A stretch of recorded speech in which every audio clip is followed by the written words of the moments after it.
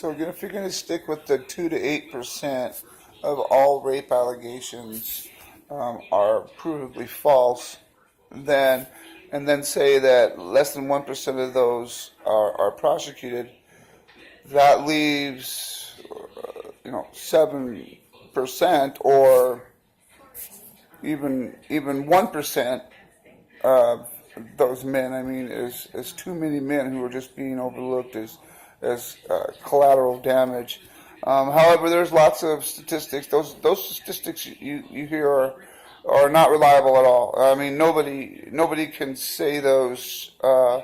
It's like saying God exists. You don't have any proof. You just got to have faith in those numbers. And when you hear authorities saying, "Hey, 2 to 8% of these are false," it's really nothing to worry about. It's more or less a myth. And then guys like me are left out to dry. Because they don't want to admit that there's been a mistake made, or, oh my gosh, it's not a myth after all. So even they can admit that they lied, and the court will ignore it and assume that they're trying to protect their abuser. There's just no wrong answer for them. Once you're in the system, you're screwed. And SAGE is a big part of that. They harbor the victims. They keep them from being interviewed more than once. The way they're interviewed, the questions that can be asked, it's unbelievable. And no other crime is it like that. I mean, if they suspect that somebody's not telling the truth about something, or if somebody comes to you and says, "Hey, you stole my cat, but I got no proof of it," you're not going to arrest the guy for stealing the cat, right? So she says, "Hey, he had sex with me against my will." Oh, well, I don't have any proof of that. And by the way, I'm in a dispute. I'm in a dying marriage, and what's going to end up to be a custody dispute. So, you try to get whatever leverage, and so they use the silver bullet technique, which is, hey, claim domestic violence. Then once the courts are involved, it's a sure win. And it's easy for the courts because everything's expedited. They got a good guy, they got a bad guy. Treat the bad guy like a bad guy, treat the good guy like a good guy. And that's it, man. If it dies there and becomes a false allegation, or isn't provable, the mother's had the children for so long during this process that now it would be wrong to separate the children and mess up their normal routine. They'll just use any excuse in order to screw the guy, just make it easy. Who wants to take a baby from the mom? That's true and everything like that. But then again, you can't hold one gender responsible for domestic violence and let the other one go completely scot-free. And I know that there are women who are charged with domestic violence, but a lot of times that's a lot easier to prove. When there's a question of who's guilty, the guy's arrested. All you need to do is, like I said, have somebody say that, they did this to me, and, if he has a set of balls, that just makes everything a lot easier. So, when I was at SAGE, the first I was there, and some guy came out. He wasn't with SAGE; he was with some other businesses. He's like, "What are you doing?" So I tell him what I'm doing and stuff, and he ends up laughing. And I go, "What are you doing? Are you laughing?" My sign right here says, "Hey, look, there's a sexual assault victim, and nobody cares." And he laughed, and I said, "You're laughing at that?" He goes, "Oh, I'm not laughing at that." And he turns around, but. I mean, that's the callousness we're talking about, and I'm sure this is the same thing that women faced back in the 70s when these women's rights were moving forward and trying to get some ground.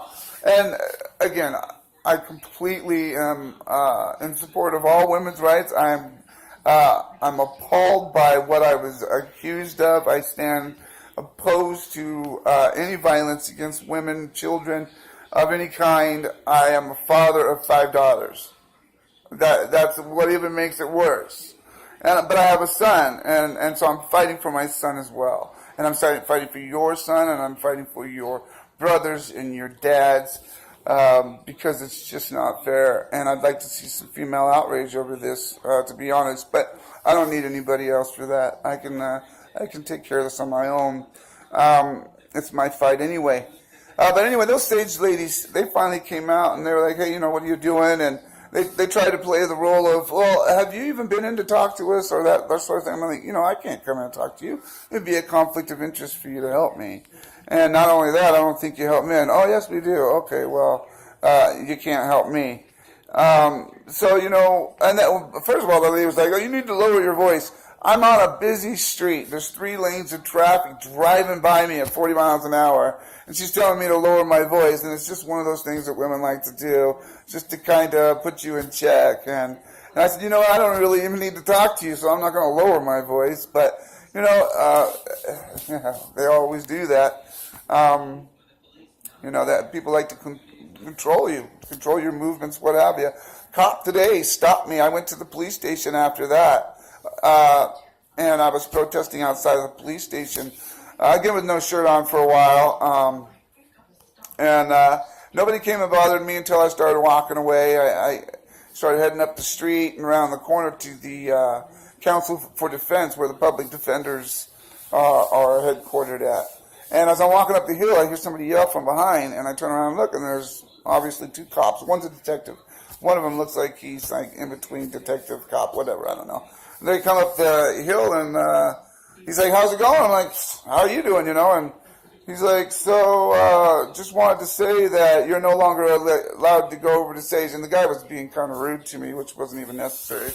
I'm like, I'm not. Why? I said I wasn't even at stage. I didn't even go to stage. I was on the street outside of stage. They came and talked to me.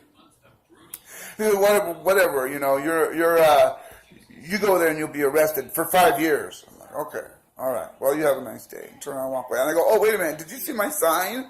And they go, what? And I go, right here. It says, Officer Ward framed me. And then the chief of police threatened me when I decided to speak out.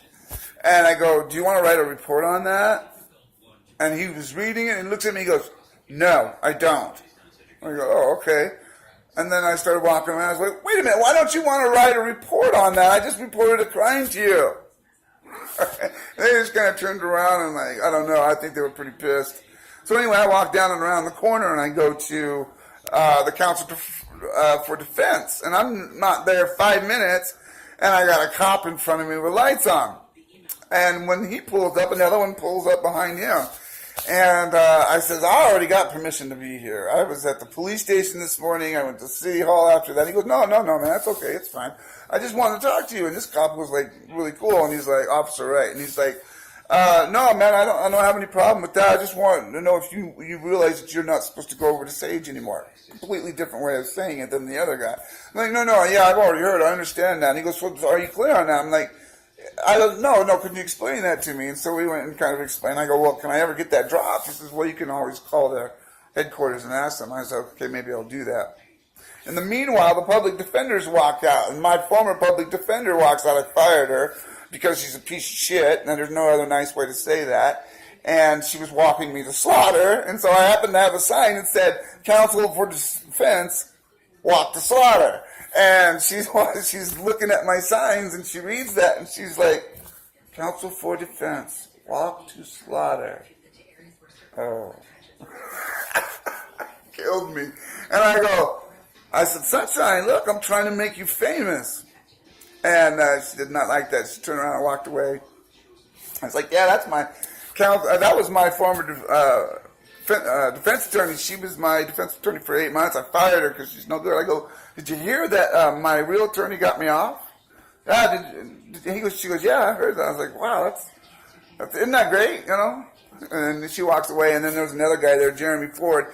Now, how he's involved, he's with the Council of Defense, but he was my bail attorney. So when I got arrested, while I was in there for the weekend, I was having people do work for me on the outside, and one of them got a hold of an attorney in Yakima, Tim Hall, and I asked him, hey, man, can you help me out and look into this case and tell me anything, because I don't even know why I'm in here, right? So he does, and he sends a document that my wife filed saying there was no history of violence in her home the day I was arrested, and the same day she claimed that I assaulted her 6 days prior. Well, that guy when he comes in to talk to me about the bail, I ask him. Oh, he says, no, I got this letter from Tim Hall. I'll have to read that after a while. But we're going to go in there. We're going to ask to get your bail down to. If he would have read that, he would have been able to put together a reasonable argument as to why I could have been released on my own recognizance. And let me tell you, it's a lot easier to argue your case from the outside than the inside. And as a result, I ended up staying in the hole for 2 days because they didn't know what they were going to do with me. They didn't even know what they were going to charge me with. By the third day, which was a Monday, I found out that they had charged me with second-degree domestic violence and third-degree rape, which was spousal rape. So I'm absolutely devastated the whole time I'm in the hole. I'm having an absolute breakdown. I've been in jail before. Hate the hole. Okay, I stopped going to jail because I hate the jail. So, and I'm 49 years old. Last time I'd been in jail for any significant amount of time, I was 19. So, not my lifestyle. So that they put me in jail, and then they come down to the hole, and I've been in there in just absolute torment. And they ask me, hey, do you want to get out of here? I'm like, oh, God, yes, I do. And he goes, he's all right, roll him up, let's go. And so he's walking me up the stairs, and I go, well, where are we going? He goes, we're going up to the second floor. Okay, great. And then as we're talking, he kind of makes it dawn on me that I'm actually a sex offender. I'm being looked at as a sex offender, and I'm being taken to the SO tank, which stands for the sex offender tank. So I actually went to spend 2 or 3 days with the sex offender tank before I could get bailed out of jail. So that's just the beginning of my nightmare. The bottom line is my wife had claimed that I had raped her on Saturday the 3rd, 2016. She said that I had raped her at 8:30 in the morning. What she had forgotten is that at 8:30 in the morning, I was very provably in Waterville, Washington, which is about 40 minutes away from my town. I had taken my three younger kids,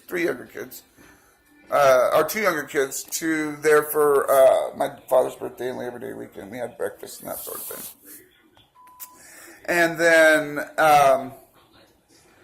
we stayed there. I actually worked all day in my dad's yard, doing landscaping and that sort of thing. Worked all day.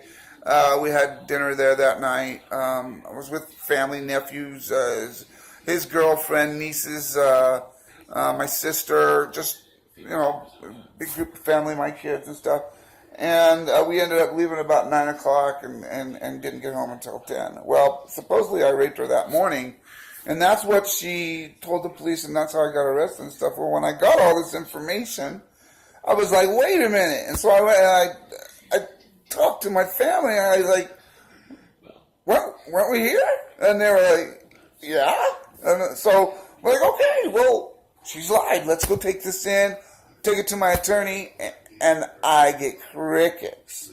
She says to me, well, they could just say that it's your family are protecting you or whatever. Right? Okay. Well, this is my alibi. This is the best evidence this case is created yet. Let them prove it's wrong. Let them question my witnesses. She never submitted that information ever to the court. And basically, she just kept bringing plea bargains to me. Long story short, that's why I ended up going to the counsel for defense. The police left me alone. I stayed there with my clothes on for about another half an hour, and then I wrapped it up, and then I drove to a new location over by the courthouse, and I stood out there for about an hour and showing my signs. One of them says SAGE as a acronym, and it stood for Set Up Any Guy Easy. And then the other one said male genitalia equals probable cause. And the other one said, hey, look, it's a sexual assault victim and nobody cares. And then the bottom says, but I do. Then I had some other ones, but Anyway, that's it for now. I'll be back.